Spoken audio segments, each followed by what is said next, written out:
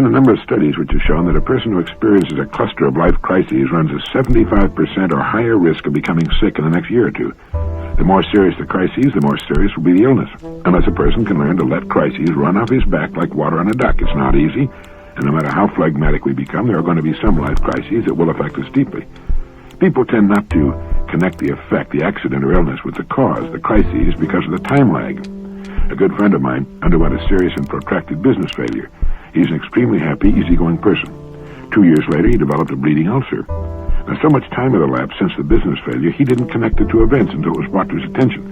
It takes the body a long time sometimes to complete its physiological reaction to mental or emotional problems. I understand that North Australian Aborigines have never connected the sex act with the birth of a child, the two being separated by 9 months. Since they do not keep domestic animals, which is where it's believed human beings first began to put two and two together, they believe pregnancy is caused by a woman's inadvertently looking at a particular mountain in the region. Because of their belief, women sleep with their backs to the mountain and go about their days with eyes averted. And when they get pregnant, they believe they must have looked at the mountain without realizing it or faced it during their sleep. Undergoing a serious mental stress should remind us that illness or accident will follow unless we're able to quickly shake it off. So daily practice in keeping calm and collected is an excellent method for maintaining good mental and physical health. It will also result in many other benefits on the job and at home. Try the deep breath method. You've seen athletes do that when things get a big tense. All experienced athletes do. It's a good relaxant. C. Northcote Parkinson has written about a major discovery he made in clinical medicine. The busiest people have no time to be sick. Executives who are or think they are indispensable at the office have minor indispositions that begin Friday night and disappear by Monday morning. Their major illnesses immediately follow the end of some major task, and if the work continues at crisis level, they do not fall sick at all. They become as immune as physicians during an epidemic, mothers with large families, or sailors during a gale at sea.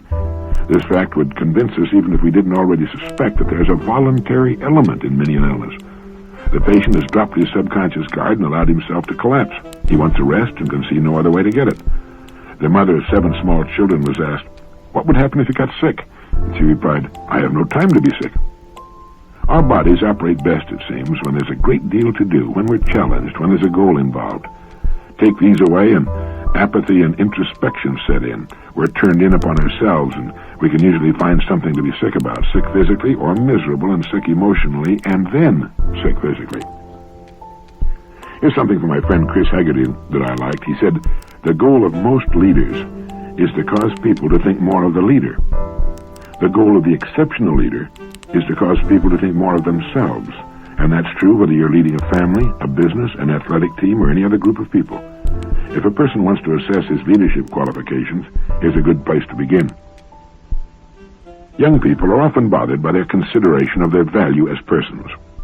It's easier for an adult to assess his own worth to society and to his family, but a youngster who lives as a satellite of the family, who produces no income, who does nothing more constructive than maybe go to school and perform a few chores, often suffers from a sense of doubt as to his real worth as a person.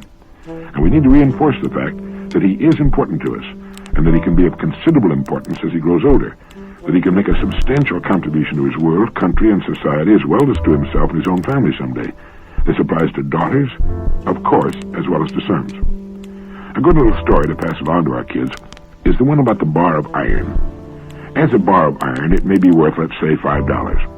The same piece of iron made into horseshoes would sell for $10.50. If made into needles, it would be worth $5,000. And if it's turned into balance springs for watches, it would have a total value of about $250,000. The genius and workmanship of man can bring value out of the most ordinary seeming substances. But what of a person? How do you place a value on a human being? His importance far exceeds that of all the bars of iron in the world. In his ability to know and his capacity to love, he transcends the value we place on things. But in the last analysis, it's the person himself who must determine his value to himself and his world. We know that in every young person there are all the necessary ingredients of greatness. The degree of greatness that he or she will ultimately achieve will depend only upon the extent to which the person develops and brings his or her real powers to bear. And in that way, can the person be compared to that bar of iron? The value of a piece of iron or a person depends upon what is made from the basic material. S.P. Sherman wrote, "In the days of one's youth, in one's period of apprenticeship, it is of far more importance to make oneself an effective instrument than it is to know precisely how or where the instrument is to be used. Temper the iron, sharpen the blade, and rest assured the world will use it. And Peter Drucker has pointed out that since we live in an age of innovation, a practical education must prepare a person for work that does not yet exist and cannot yet be clearly defined. It isn't necessary that we see the future too clearly. We need only do to the best of our ability that which we know we should be doing today and realize that in the scheme of things, our turn of the wheel will most certainly come around. It must be quite confusing to millions of young people in school in the complex world of today trying to decide what they'll ultimately do as adults. And while it's something to give a lot of thought to, it isn't anything to worry about if our preparation is very good. It's of far more importance to make oneself an effective instrument than it is to know precisely how or where the instrument is to be used. Temper the iron, sharpen the blade, and rest assured the world will use it. Quite often we find young people rebelling at school because, as they so often put it, I don't even know what I want to do. Regardless of what they ultimately choose to do, a good preparation will be necessary. Rather than being a reason for not continuing their education, not knowing what one wants to do as an adult is the best reason for making sure our education is adequate. And here's a good idea when you want to convince another person to follow your line of reasoning, especially when you're trying to sell something. It's called the feel, felt, found system of converting another to your way of thinking. Whenever the person throws up an objection to the point you're trying to make, say, I know how you feel. Others have felt the same way.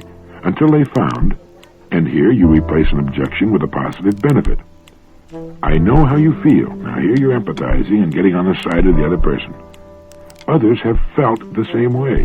Here you're not only agreeing with him, but bolstering his point and security by saying that others have felt the same way. Until they found that, and here you show them all the error of their ways, until they found that that was actually a real benefit in disguise because, and so on. Feel, felt, found. A way to get rid of objections without offending or turning off the person you're dealing with. Good with spouses and kids as well as with co-workers and prospects. I picked that up while listening to a lecture by my good friend Chris Haggerty. He also suggests that if you're in selling, and this is a great one to pass along to your salespeople, you should obtain and use every day 3 important items. 1, a cassette tape player. 2, a daily calendar of appointments. And 3, a stopwatch. All 3 will help you become aware of the structure of time. After every call, give a verbal summary of the call into the cassette tape recorder, including any promises you made, why you think the sale was made or lost, and so forth. This takes only a few minutes and should be done while the sales call is fresh in your mind. The daily calendar is self-explanatory, and the stopwatch will possibly for the first time show you exactly how much time you're spending in front of prospects. As you go in to see the person you're calling on, not his office or his secretary or receptionist, but as you actually go in to see the prospect, start the stopwatch. Stop it as you come out. And don't start it again until you're in front of another prospect.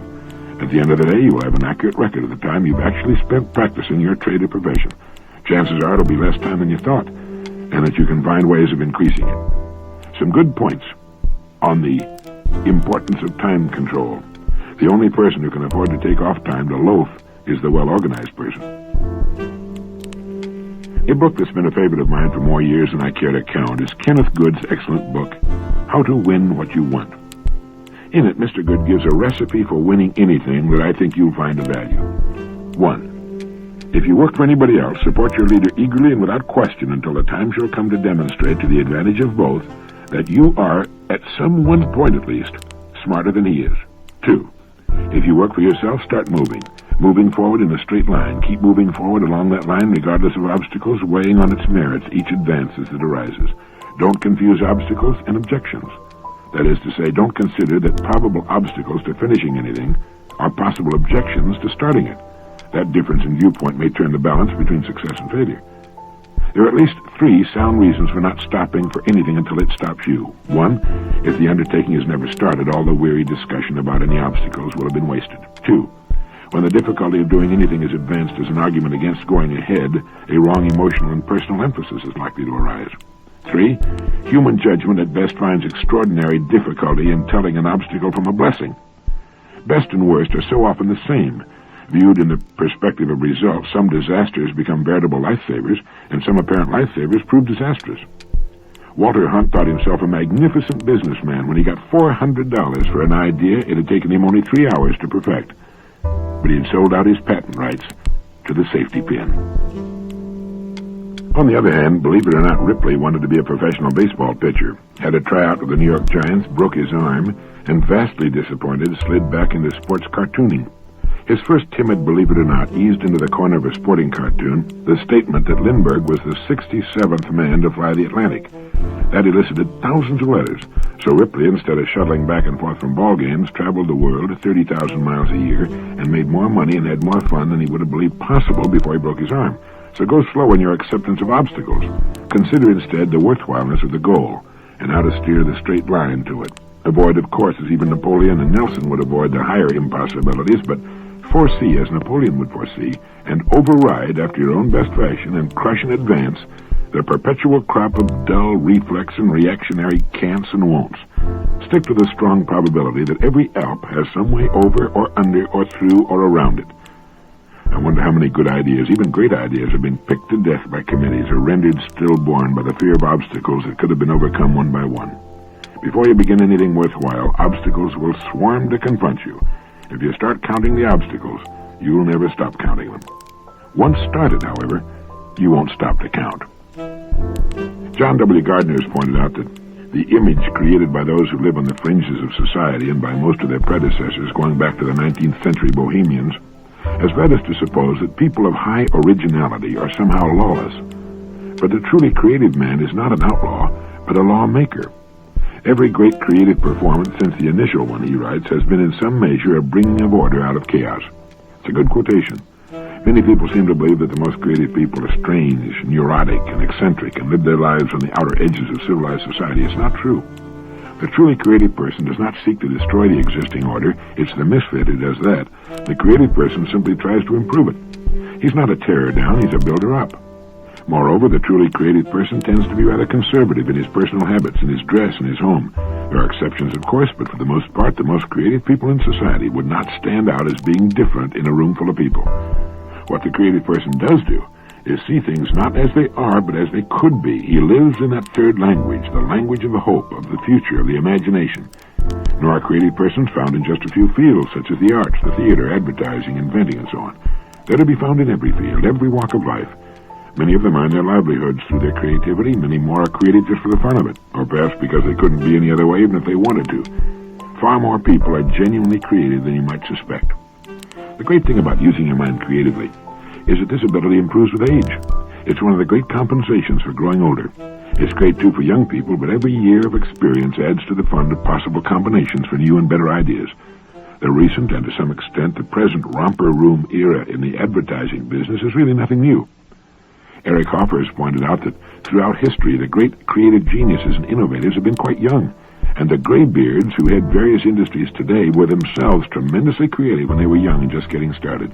And they're even more creative today if they haven't let the status quo sneak up on them and harden their channels of creativity. Nicholas Johnson is a commissioner of the Federal Communications Commission and author of an excellent book, How to Talk Back to Your Television Set, and an article which appeared in the July-August issue of The Humanist titled TV and the Careening of America. In it, he reminds us that the general semanticist Alfred Korzybski described three categories of mental health: sane, insane, and unsane. His point was that most of us, while not insane, are unsane. That is, we're not living up to our potential as human beings. We're not fully functioning. The so-called human potential movement, including the late Abraham Maslow, argues that even the healthy human beings among us function at perhaps 5% of their potential. He then asks us to reflect and ask ourselves, how many people do I know, or better yet in his words, how many people do you know whom you think of as fully functioning personalities? How many are there in whose daily lives there's a measure of beauty, contact with nature, artistic creativity, some philosophical contemplation or religion, love, self-fulfilling productivity of some kind, participation in life support activities, physical well-being, a spirit of joy, and individual growth? That's what the world's great theologians, psychiatrists, poets, and philosophers have been telling us human life is all about. But few of us have come close to realizing that potential. Speaking of some of the problems of commercial television, Mr. Johnson later says, I've become more and more aware of the extent to which television not only distributes programs and sells products, but also preaches a general philosophy of life. Television tells us hour after gruesome hour that the primary measure of an individual's worth is his consumption of products, is measuring up to ideals that are found in packages mass-produced and distributed by corporate America. Many products and even programs, but especially the drug commercials, sell the gospel that there are instant solutions to life's most pressing personal problems. You don't need to think about your own emotional maturity and development of individuality, your discipline, training and education, your perception of the world, your willingness to cooperate and compromise and work with other people. You don't need to think about developing deep and meaningful human relationships and trying to keep them in repair.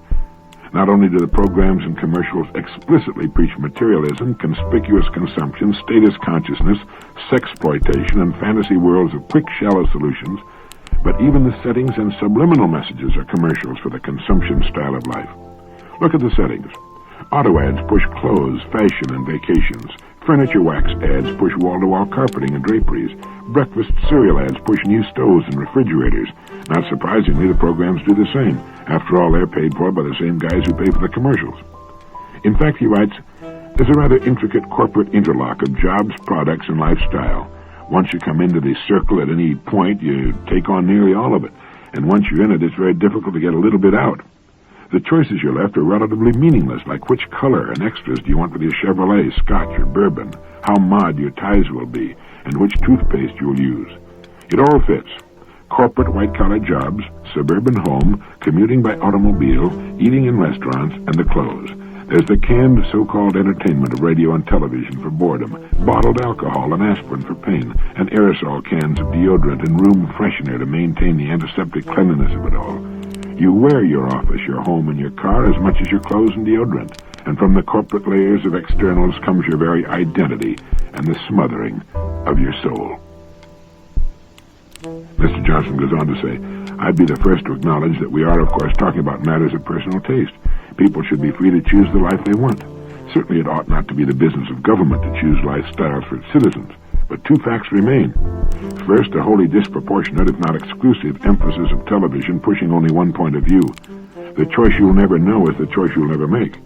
Many Americans are not sufficiently informed of the alternatives to make an intelligent choice of the life they most want. Second, independent students of our society, wholly apart from their own personal preferences, believe there's a correlation between the philosophy preached by television and many of our social problems. The gospel of television simultaneously seems to create tremendous anxiety and alienation in the poor and emptiness and neuroses in the affluent. As we're sold the products, we are given the belief that our world as individuals turns on our capacity to consume. We're given a shot of anxiety for free, told to buy more to make it go away, and find the feeling only gets worse. But apart from the content, the mere act of television watching is a passive activity.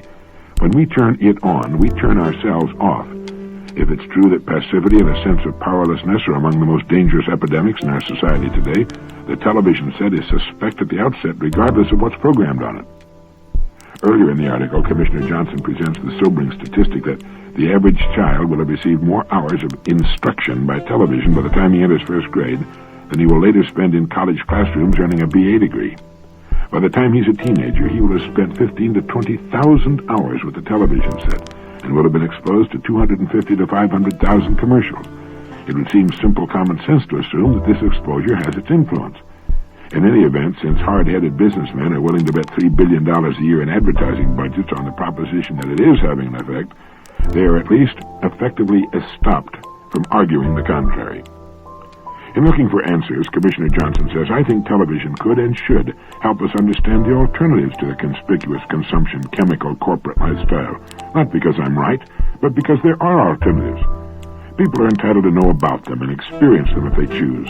And today's televised theology seems to be contributing very little to life or liberty or the pursuit of happiness, which somebody once thought was the business of government. Suppose you don't want to drop out or camp out. Maybe you want to step in, try to make things a little better, or just earn a living. What then? How can we make life in a corporate state more livable and more human? It became obvious to me, he wrote, that if I were going to criticize television for not offering alternative lifestyles, I'd have to be able to find the answer to that question. So I set about it. Camping in the West Virginia mountains for 2 weeks reaffirmed my latent but basic commitment to the psychic values of simplicity.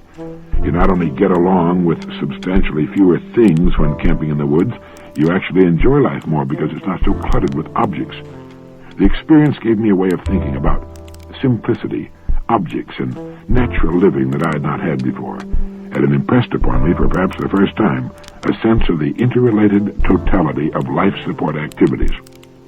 By life support activities, I mean the provision of those things that are necessary to sustain physical life for ourselves: food, clothing, shelter, transportation, and so forth. These are the kinds of activities which I became most fully aware of in the woods because I had to, and because they can be most easily comprehended when reduced to their basics. And yet I used to give almost no attention to these kinds of activities. Food simply appeared on my dinner table ready to eat. The house I lived in was purchased. It was warmed or cooled by some equipment in the basement that I knew very little about, and was attended to by repairmen when necessary. Clothing was something I found in closets and dresser drawers. It was cleaned and mended by my wife, the maid, or a cleaning establishment. Transportation was provided by the municipal bus system for commuting and by FCC drivers during the day. At my office, I was not only surrounded by machinery, copying machines, electric typewriters, dictating machines, and so forth, but also by people paid to operate them for me, answer my telephone, and bring coffee. I had, in short, taken very nearly all my life support activities, my life, and cut them up into bits and pieces which I parceled out to individuals, corporations, and machines around me. The upshot was that there was very little of it left for me to live. This was extraordinarily efficient in one sense, that is, I was working at perhaps 99% of the ultimate level of professional production of which I'm capable. But what I concluded was that it was bad for life, for I was living only a small percentage of my ultimate capacity to live.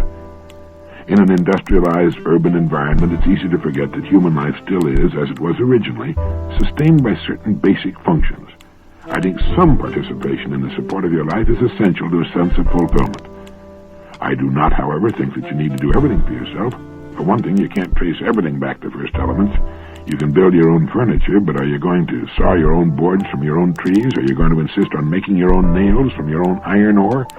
Even the most deeply committed do-it-yourselfers reach some accommodation with civilization. In the second place, you simply don't have time to do it all. To raise and can all your own fruits and vegetables, for example, would take substantially more time per year than most people are prepared to give to it, especially if you're also personally constructing your own home, weaving your own material, and making your own clothes, and walking everywhere. In the third place, many conveniences of urbanized life are there anyway, and you might as well use them. They can save you time you might spend in other, more satisfying ways. There's no point to cooking in your fireplace every night or on your corporate cookout charcoal grill if you have a gas or electric range sitting in your kitchen. So my conclusion is, he writes, that you ought to try to do a little bit of all your life support activities, and a substantial amount of whichever one or two of them appeal to you the most and make the most practical sense for you. I've taken to buying and preparing my own simple foods, he writes, doing some modest mending of clothes, preparing some logs I intend to make into furniture, and providing my own transportation by bicycle. Undoubtedly, other activities will fit better with your own life pattern. If you start looking around for simplification, ways to make you less possession-bound and give you more chance to participate in your life, the opportunities are endless. Start by searching your house or apartment for things to throw away. Ask yourself, if I were living in the woods, would I spend a day going to town to buy this aerosol can? Look for simple substitutes. Bicarbonate of soda, for example, can substitute for the following products: toothpaste, gargling mouthwash, burn ointment, stomach settlers, room freshener, icebox cleaner, children's clay, baking powder, and so forth. And it only costs 12 cents a box. Get the idea? Yes, we get the idea.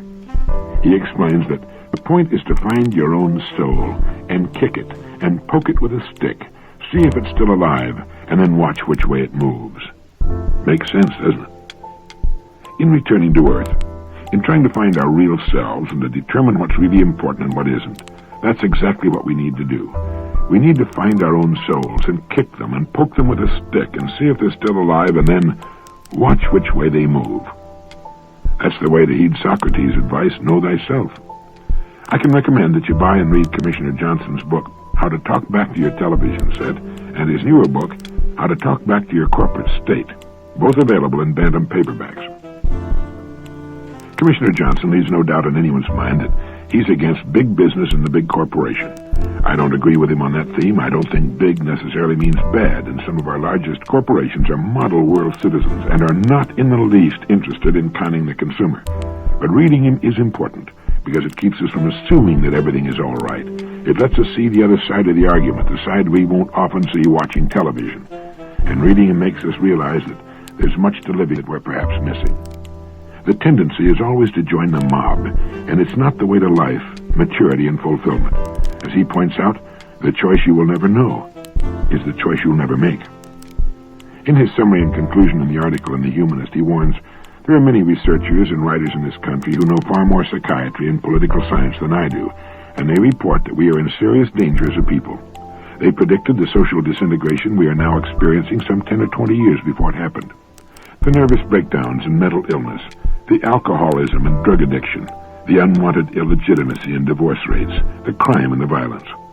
They told us that these symptoms would occur because human beings have to be able to grow and develop as individuals, that they need whole lives in which love, productivity, dignity, and creativity can play a daily role.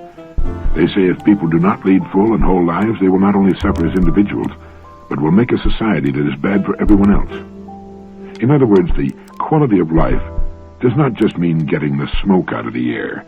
That's necessary for us as animals. Pollution is as bad for cows and citrus trees as it is for people. But the quality of life for human beings has to do with the smog inside our minds. The same people who are putting the garbage in the air are putting the garbage in our heads. I have hope, he concludes, we may have begun to evolve the tactics for talking back to our corporate state.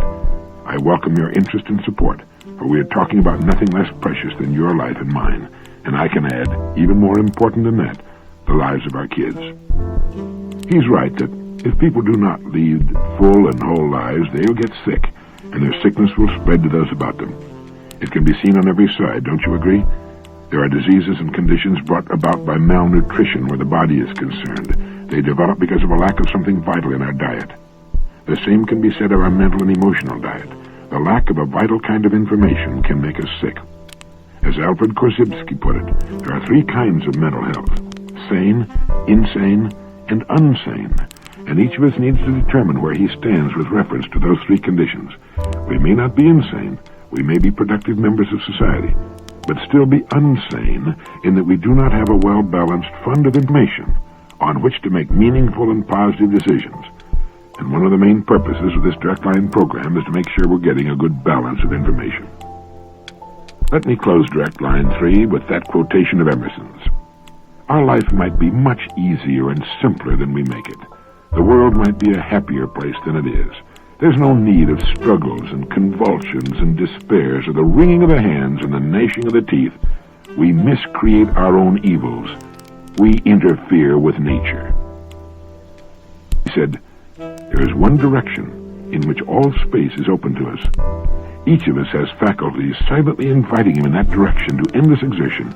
He's like a ship in a river. He runs against obstructions on every side but one. On that side, all obstruction is taken away, and he sweeps serenely over a deepening channel into an infinite sea. Thank you.